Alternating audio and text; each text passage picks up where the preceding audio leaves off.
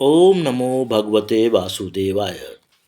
नारायणं नमस्कृत्य नरं चैव नरोत्तमं देवीं सरस्वतीं व्यासं ततो जयमुदीरयेत्। श्रीमद्भागवत द्वितीय स्कंद सातवां अध्याय। ब्रह्मा जी बोले, हे नारद, विराट भगवान ने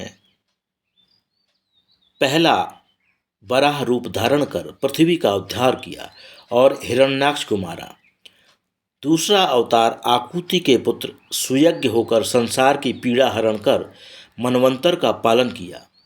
तीसरा करदम जी के पुत्र भगवान कपिल होकर सांख्य के उपदेश द्वारा माता देवहूति का उद्धार किया।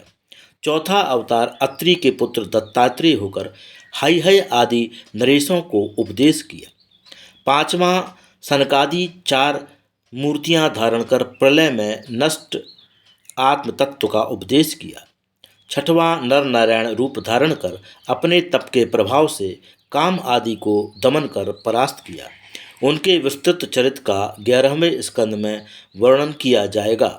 सातवां हरि अवतार लेकर ध्रुव की तपस्या पर रीझ कर उसे ध्रुवलोक दिया। आठवां राजा बैन के पुत्र पृथु होकर संपूर्ण पदार्थों का पृथ्वी से दोहन किया और पिता वैन की नरकपात से रक्षा कर पुत्र नाम सार्थक किया। नौवां नाभि के पुत्र ऋषभ होकर परमहंस का वास्तविक स्वरूप बतलाया और दिखलाया।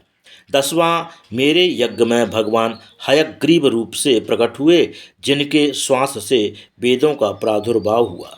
11वां मत्स्यावतार लेकर मेरे मुख से जल में गिरे वेदों को लेकर मुझे दिया और सत्यव्रत मनु को ब्रह्मा का उपदेश किया।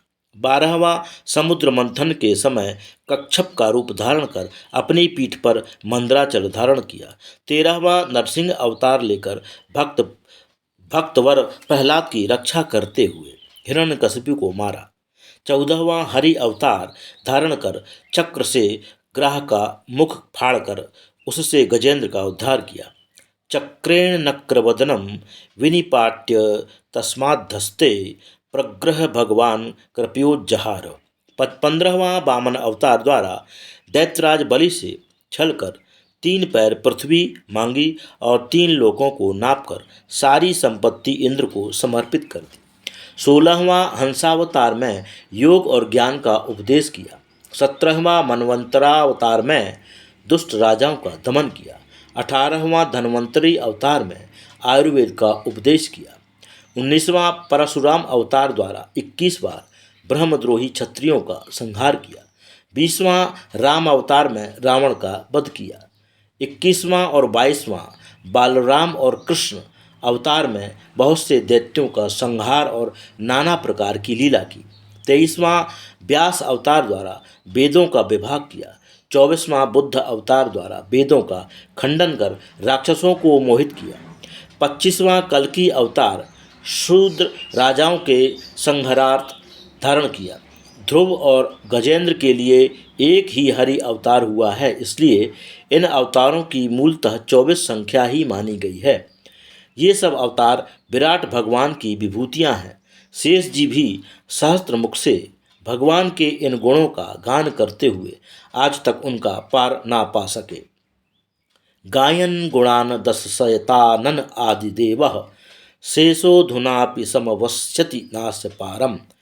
तब अन्य का सामर्थ्य क्या, जिन पर भगवान स्वयं दया करते हैं वे ही उनका रहस्य किसी प्रकार जान सकते हैं, इसलिए तुम उन्हीं की शरण लो। उनसे बढ़कर कोई दूसरा रक्षक नहीं। श्रीमद् भागवत पुराण उन्हीं की विभूतियों का संग्रह है। तुम इसका विस्तार करो, इसका संकल्प पूर्वक ऐसा वर्णन करो कि जिससे मनुष्यों की भगवान में भक्ति हो।